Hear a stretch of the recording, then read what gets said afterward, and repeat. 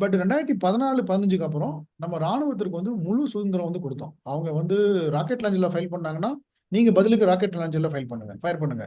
அவங்க எல்எம்ஜில ஃபயர் பண்ணாங்கன்னா, நீங்க எல்எம்ஜில ஃபயர் பண்ணுங்க.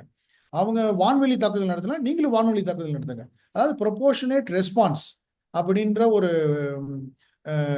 ஒரு ஸ்ட்ராட்டஜி, ஒரு ஃப்ரீடம் வந்து பாதுகாப்பு படைகளுக்கு வந்து நமக்கு சுதந்திரம் வந்து கொடுக்கப்பட்டு விட்டது. அதை மீண்டும் வலியுறுத்தியிருக்கிறார் பிரதமர் வந்து நேற்றைய செய்தியில வந்து அவர் கிளியரா சொல்றாரு. தீவிரவாதத்திற்கு எதிரான இந்தியாவுடைய போராட்டம், ஏனென்றால் இந்தியா தீவிரவாதத்தை எப்படி அணுகுகிறது என்றால் ஒரு சாதாரண ஒரு குற்றமாக அணுகவில்லை.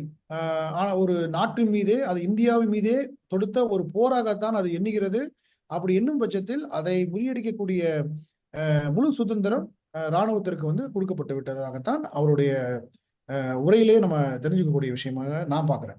இந்த அணுகுமுறையில மாற்றம் ஏற்பட்டிருக்கிறது அப்படிங்கிறது பலன் அளிக்குதா நம்மளுக்கு? தீவிரவாதிகள் வந்து முன்னெல்லாம் வந்து காஷ்மீர்ல வந்து ஒரு சுமூகமான ஒரு சூழலை வந்து ஏற்படுத்த விட மாட்டாங்க. அது இப்ப ஏப்ரல் 22ஆம் தேதி இந்த அப்பாவி சுற்றுலா பயணிகள் மீது தாக்குதல் நடத்தியதே வந்து அந்த ஒரு அமைதி சூழலை, ஒரு சமூக பொருளாதார ஒரு அமைதியான ஒரு சூழலை சீர்குலைக்க விதமாகத்தான் இதை பண்ணியிருக்காங்க.